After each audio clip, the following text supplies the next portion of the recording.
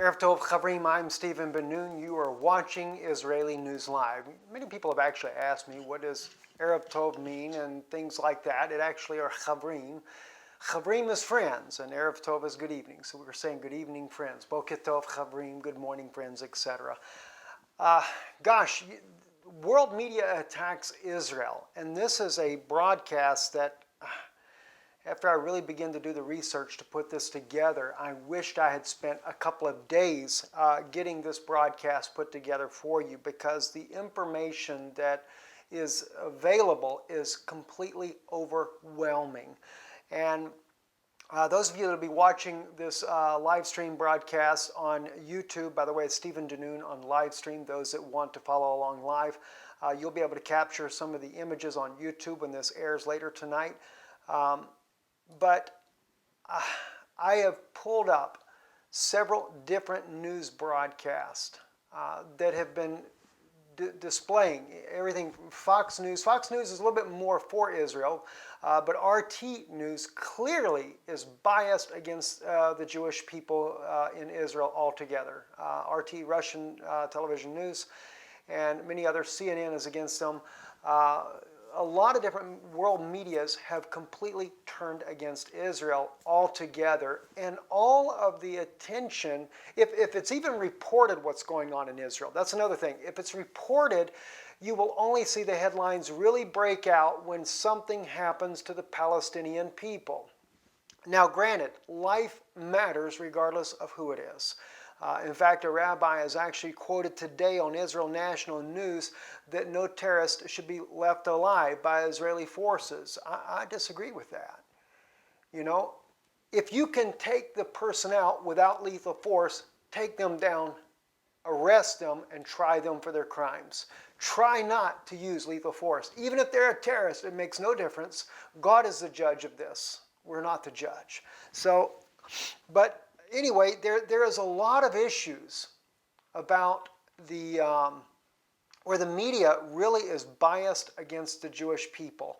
And I have brought up some of these so that you could see just exactly what we're talking about here. In Reuters, for example, an article here, and you'll actually be able to see the image later, Palestinian youth have lost all hope for a two-state solution.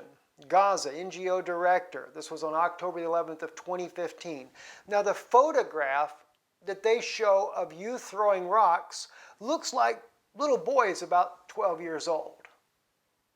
And this is what they're displaying to feed the world. It's like a subliminal message. Little kids, they're trying to give you the idea that just little bitty kids are out there throwing rocks.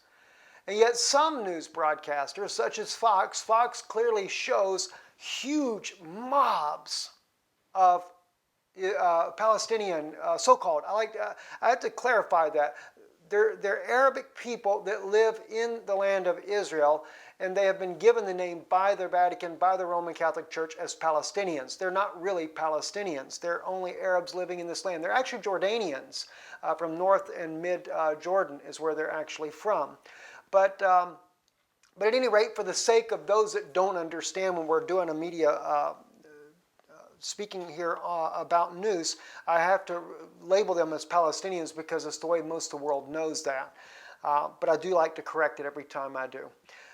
At any rate, it is always made as if it's nothing. Fox News, though, they caught some footage there, like I said, of huge mobs that are stoning, throwing Molotov cocktail firebombs, etc. Even when you see that, like in RT News' footage, look at that here on YouTube, look at that on your screen as you watch RT News. They portray just a bunch of, looks like teenagers, 18, 19, maybe a little younger, some a little bit older, early 20s. they're just out there running up against the border police, throwing rocks and some bottles and slingshots, and then they run back and go back, and the next thing you know, the police are killing them and stuff of this nature here. But what they're not reporting to you about is that in Israel, over the last couple of weeks, there's been a large number, I don't even have the actual facts because, like I said, I couldn't get all the information together fast enough, but there's been nearly a dozen people stabbed in different parts of Israel. Everywhere. Jerusalem, down in Afula, in Hebron, throughout the different places in the so-called West Bank, there's many, many Jews that are being stabbed, whether it be knives, screwdrivers, whatever, and in many cases, it's deadly. We were there. We actually photographed when this first began on Ben Yehuda Street, and I don't even know if the police ever ruled it as a terrorist act, but 2 men were stabbed. One of them was actually killed. I watched them as they brought him out. Me and my family, we were actually there. We wanted to see what was going on because we'd already seen the gay pride flag out there on the streets of Jerusalem. And so we were concerned about the events that were going on. And then we see this happen. And then right after that, then a family is shot to death in their car in Judea and Samaria. In one of the settlements there, shot to death, murdered in front of their children. And the police say that the only reason the children were killed was because the terrorists didn't recognize that the children were in the car. A 4-year-old, a 4-month-old, a 9-year-old, and I believe a 7-year-old child. All left orphans. Then, after that, near Lionsgate, another stabbing attack takes place. Leaves 1 man dead, the rabbi that actually is trying to protect the family, where a young attacker attacks a young family, stabs the woman's husband, a young man, stabs him repeatedly, and then the rabbi tries to thwart him off, and then he's stabbed to death and killed right there in the street. And what happens? He takes the rabbi's gun. In the process, and of course a Palestinian shopkeeper is filming this all along. Why doesn't the Palestinian shopkeeper try to intervene? He just wants to video it. He doesn't care. There is no sense of humanity. Why? Because they're Jews. And in the Palestinians' eyes, and what's becoming in the world's eyes, they're just Jews. So what? Expendable. This is the idea the world has.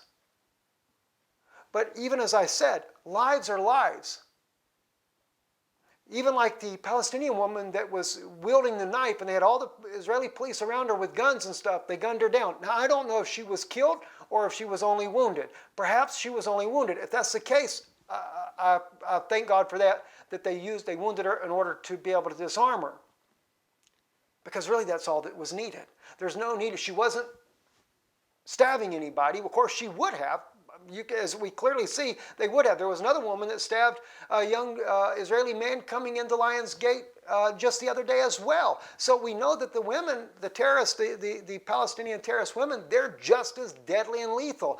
In September 22nd, 2004, during the second Intifada, I was right there with one that was dropped off on the sidewalk, walked down with me and everything, and then the Lord put something on my heart, go the other way. And when I did, she blows herself up, kills two officers. So it's no different, women or men. And then also we just had a woman pull up to the checkpoint in Israel, has a bomb in the car, detonates it, screaming out Allah Akbar before she detonates it, severely wounding herself. The policeman she tried to kill was only lightly wounded because they didn't have a big enough explosive in there. It is a serious situation. Now, but the media is not reporting the deadly facts regarding this. In fact, if you go to Google and just Google, if you try to put in Israelis killed by burning, you will have a hard time finding the articles. Instead, all the Palestinian burnings, like the little boy that was killed by Jewish extremists, and my heart goes out for this little child. He's only a child, but he died. He was burned to death. Now, whether or not the Jewish extremists knew that the child was there or not, I don't know. But nonetheless, it was a child that died, and that's wrong. But the point is, that incident will take page after page after page, even though you put Israeli burned or Israeli died from rock throwing. None of those are on the front pages of Google searches. You have to go look for them. But the reason why I bring this up is because the reason why rock throwing is such a severe issue in Israel is because people have been killed. People have been killed with the little Molotov cocktail firebombs as well, and severely injured, mutilated for life. IDF News, they did a report here. It's called The Deadly Reality of Palestinian Rock Throwing. It says rock throwing is common in Judea and Samaria, along with Molotov cocktails, and booby-trapped tire throwing is a terror act and comes under the definition of a popular terror. These incidents happen daily and are easily ignored by the mainstream media, but did you know that a simple rock can kill? In 2013, there were more than 2,400 Palestinian rock-throwing attacks in Israel. Of these, 30% were directed at civilian vehicles. 116 civilians were injured due to these incidents. They may appear inoffensive, but rocks threaten lives. On March 14, 2013, Adva Bitton was driving with her 3 daughters on her way home near Ariel. As she was driving, a Palestinian miner throwing rocks at the truck in front of her car. The truck stopped suddenly and Adva did not have time to react. She collided directly with the truck. Adva's 5- and 4-year-old daughters were lightly injured, but her 3-year-old daughter, Adele, was injured critically. All her joy, all her life was taken from her at the age of 3. Adwa said during her testimony in court, her baby remains in the hospital until today and requires the constant presence of Adwa and her husband. I am not home anymore. I am not available for my 3 kids, she said. I am supposed to be a mother, but I live in Levenstein Hospital. My husband has not really been home in more than 10 months. He doesn't sleep at home at all. It's like you have no family. She's just one of many cases they report. She was fortunate enough to survive the recent attack, but rock-throwing incidents have killed many Israelis. On January 29, 1983, killed by a rock thrown Esther Ohanan, 21, she was killed by a rock thrown in her car while driving near Palestinian village Dahariva on her way from Beersheba to Jerusalem.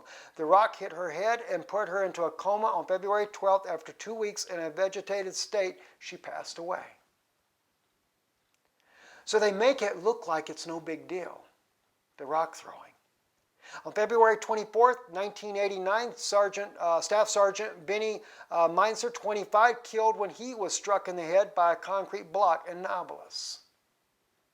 On October 6, 2000, Bakjin, 54, killed during the Second Intifada by rocks thrown at his vehicle while he was traveling from Haifa to Rishon LeZion. The rock shattered the windshield and struck his chest. His brother, who was driving the car, sped to the hospital but was too late. The perpetrators were found to be from the nearby Arab village of Isar Zaraka. May the 7th, 2001, Kobe Mendel, 13, and Yosef Ishran, 14, were beaten to death with rocks, and when they were hiking in the outskirts of their village Tekoa in Judea and Samaria, their bodies were found in a cave covered with stones. The perpetrators have still not been found. June the 2nd, 2001, Yehuda Haim Shosham, 5-month-old baby, died of his wounds after rocks were thrown at his parents' car while driving near the Palestinian village of Isawaya. The family was returning from the relatives of Ramana to their house in Shiloh when a Palestinian threw a rock at the front windshield, went through and hit the baby in the back seat. September 23rd, 2011, Asher Palmer, 25, and his infant son, Jonathan, 12-month-old baby, killed when their car veered and crashed into a tunnel after rocks were thrown at their front windshield while driving near Kiryat Arba. Later on, 2 Palestinians from the nearby village of Halbul admitted to instigating the attack. You see, rock throwing takes lives. Firebombs do the same. Because of lack of time, I was unable to pull up. There's been quite a few incidents on the firebombs as well. But one of the probably more well-known let's see. One of the more well-known cases was of an 11-year-old girl. But I know there's been entire families either been killed by the firebombs, severely mangled, mutilated, etc. This story here, 11-year-old Israeli girl was burned over 50% of her head and body in a Muslim firebombing. She sustained severe injuries. Smoke inhalation was a result of the damage to her lungs. And the media loves to run photographs glorifying Muslim racists, settlers throwing Molotov cocktails and stones at Jews in Israel. Except these aren't protest methods. These are inefficient murder attempts. It's very interesting that the article here actually portrayed it as that. They are murder attempts. Normally it's only Israeli media that actually reports the things that happen to the Jewish people. It has to really be something major to get mainstream media to pick it up. But yet mainstream media will pick up everything that happens to the Palestinian people. My point is where's the justice in the media when it comes to this? They portray the Palestinian people as just a bunch of young kids out there throwing rocks, having a good old time, protesting, as they say. They're protesting. These young people are trying to kill people. They know it kills people. And when an Israeli is killed as a result, they're heralded as heroes.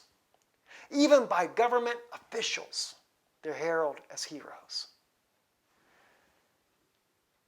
This happens continually. In fact, where Fox News, or not RT News, was showing their footage of where I think it was 6 Palestinians were actually killed by Israeli soldiers on the Gaza border, they didn't bother to tell you that the reason they were killed is because they actually had breached.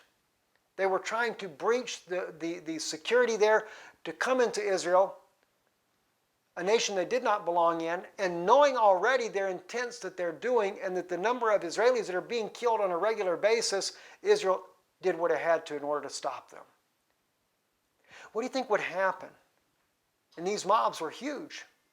100 or so people. What do you think would happen if 100 Palestinians actually, that are already bent on trying to hurt, maim, and kill Israelis, innocent civilians for that matter, what do you think would happen if 100 of them got across that border and made it into one of the nearby neighborhoods?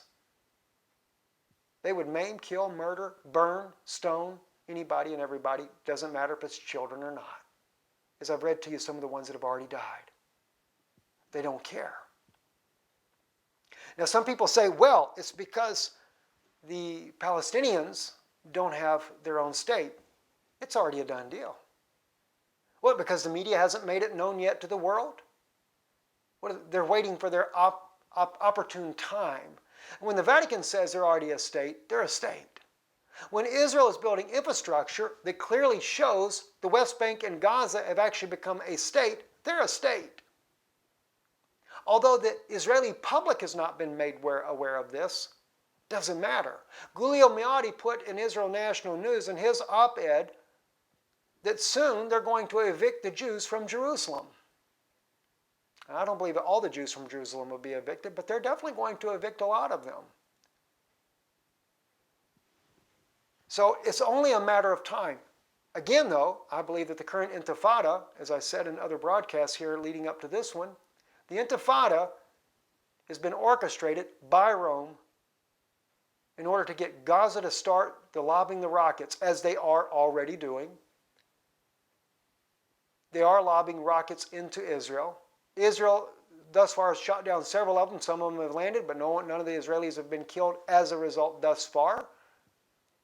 Israel did take an attack and hit a building where the Palestinians have claimed that a pregnant woman and her 2-year-old child were killed as a result of the bomb, where they were bombing where the rockets were being fired from. Again, you think Hamas cares where they fire the rockets from? Hamas wants casualties. It fuels international press against Israel. And of course, that is being reported all over the world, everywhere. But do you think they're reporting it in a way that Israel Israel does not, one thing I will say this about the Israeli people, they are trying to avoid the casualties. But what do they do when Hamas is just starting to launch rockets one after another? And then eventually Hamas will really begin to upscale it and launch many of them. And Hamas will intentionally place these rocket launching places in places and areas that they know would cause harm to children, hospitals, etc., to garner more support when the Israelis do try to take out the launching sites. It's a very biased situation in the news, period, in all these cases here. Take you to some more here. The Times of Israel reported here, a man was killed in Jerusalem, a rock-throwing incident. This happened, this is one that I did mention to you already, September 14th of 2015, this year. His name was Alexander Levlovitz. 64, smashed into a pole after a car hit. May also have had a heart attack. My dad was murdered, writes his son. And this was another case of, let's see, let me just read to you a little bit of the report here.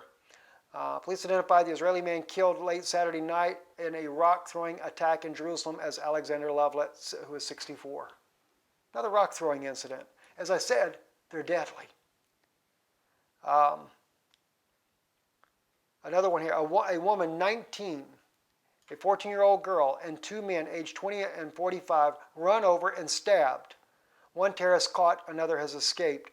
This was on October the 11th, just happened the other day. And says 4 people have been injured in a combined car attack and terrorist stabbing Sunday at a bus station near Gan Shemuel on Highway 65 in northern Israel between Hadera and Afula. A 19-year-old female soldier is in moderate to serious condition with wounds to the upper body. A 14-year-old girl was stabbed and is in moderate condition, and 2 men aged 45 and 20 are in light condition. The terrorist ran over one of the victims and then emerged from his car and stabbed his other victims. The stabber was reportedly caught by police. He is aged about 20 and is a Arsadet of Amu el Fa'am, an Israeli citizen.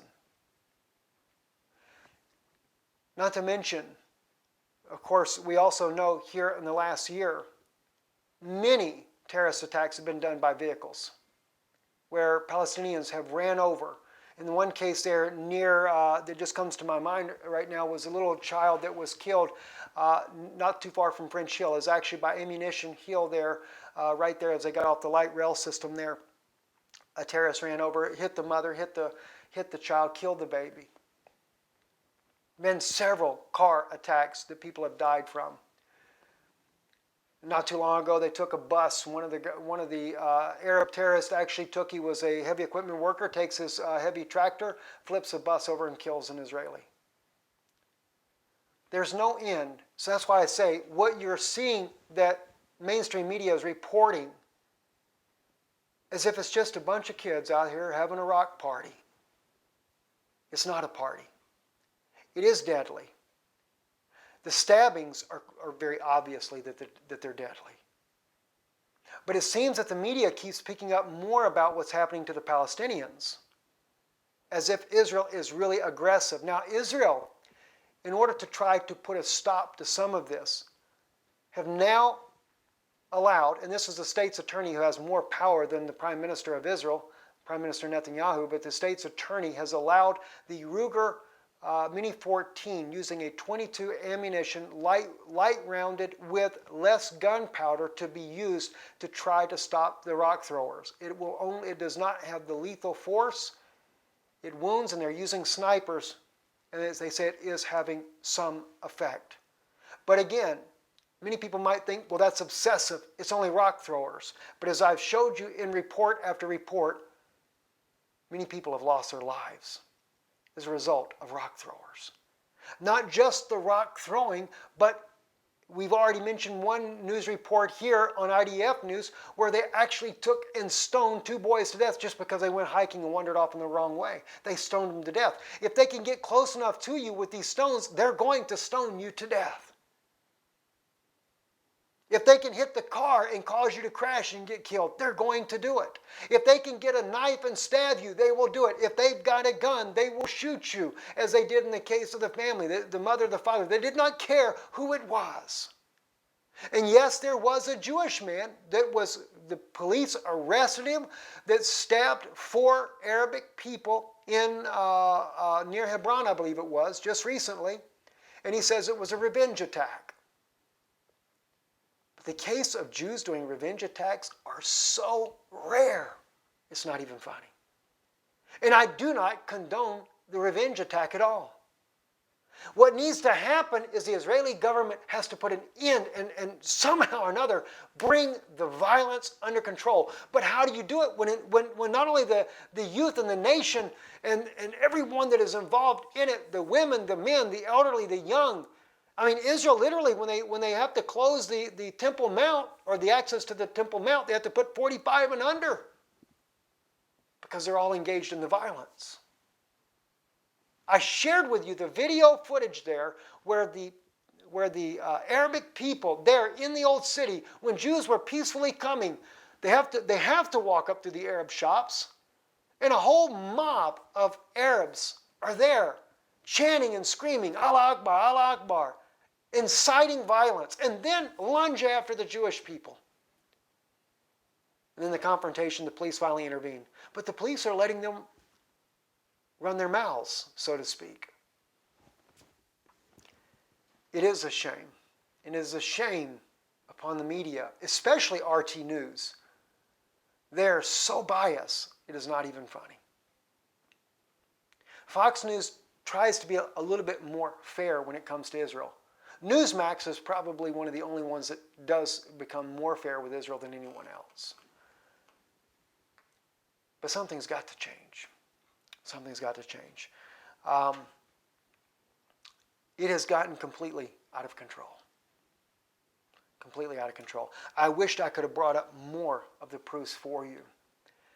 When I began to think about it and I began to put this together, the evidence was just overwhelming. How many people have been injured or died? And of course the IDF news, this was an old article there. It had not covered 2014 or 2015. Many other cases that have happened in the last 2 years, and now it is a daily basis. It is truly a battlefield in the entire country of Israel right now. Everywhere is a battlefield. And I am very concerned. Hezbollah will very soon join in to the attack. Russia has got ISIS at bay. And while Russia has ISIS at bay, Hezbollah will take the opportunity with Israeli forces stretched to the max. Israelis have already had to call out reserve units, Border Patrol reserve units, to deal with the confrontations that are going on, because it's nationwide. And the more of these confrontations that continue on, the Israeli forces will be so caught up, it'll be very difficult for Israel to deal with 2 fronts, especially an internal front. If they have any breakthroughs, if there's any breakthroughs in the borders into Jerusalem, and Jerusalem is a very, very volatile situation there, because the state of Israel just goes up. The city is just kind of surrounded completely by Arabic neighborhoods. And it won't take much before you have an all-out bloodbath in Israel. Only the Lord himself can put an end to this. Truly, we're seeing Micah's prophecy being fulfilled when God says, "Is there no king in thee?" Prime Minister Netanyahu cannot bring this to an end. But God knows how. I'm Stephen Ben-Nun. You've been watching Israeli News Live. Shalom and good evening.